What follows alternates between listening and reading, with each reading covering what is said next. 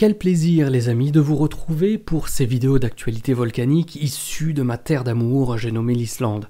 Cela fait maintenant plus de 2 ans et demi qu'au rythme des éruptions du Fagradalsfjall, j'ai l'immense joie de vous traduire et synthétiser les infos et images de ces éruptions à mesure qu'elles apparaissent.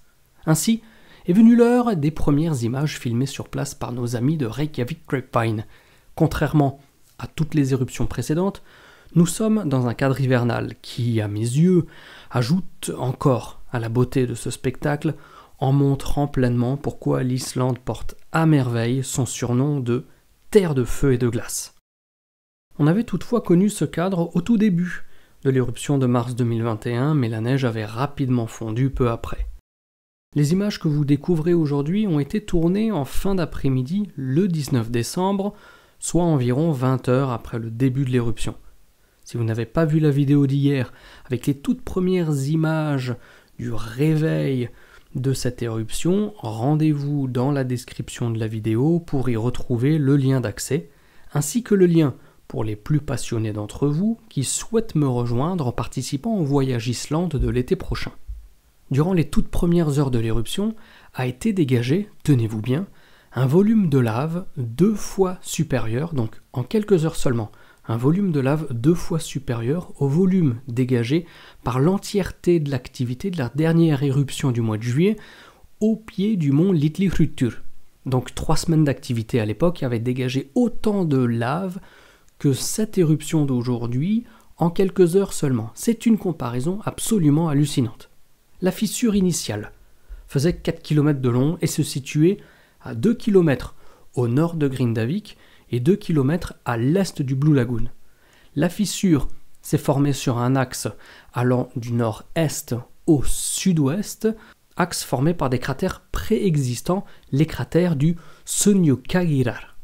Heureusement, cette fissure s'est formée sur la partie la moins sensible de ces cratères en termes de risques liés aux infrastructures du pays. Aussi, l'axe nord-est-sud-ouest est sensiblement le même qui avait déjà été dessiné, dépeint par les 3 précédentes éruptions, comme vous pouvez le constater sur cette carte.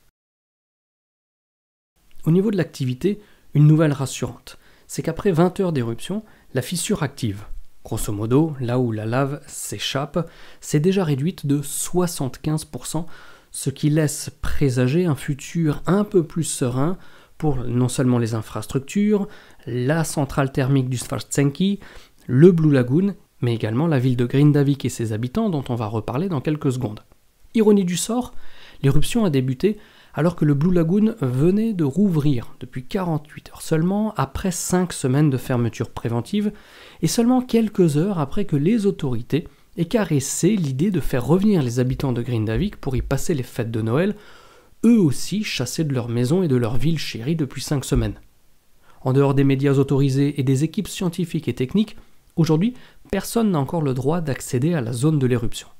Le comportement de cette éruption demeure surveillé de très près, mais compte tenu de sa visible évolution, si l'activité sismique semble indiquer les bons signaux, il n'est pas impossible que certaines parties de ce nouveau volcan en formation puissent être ouvertes dans les prochains jours.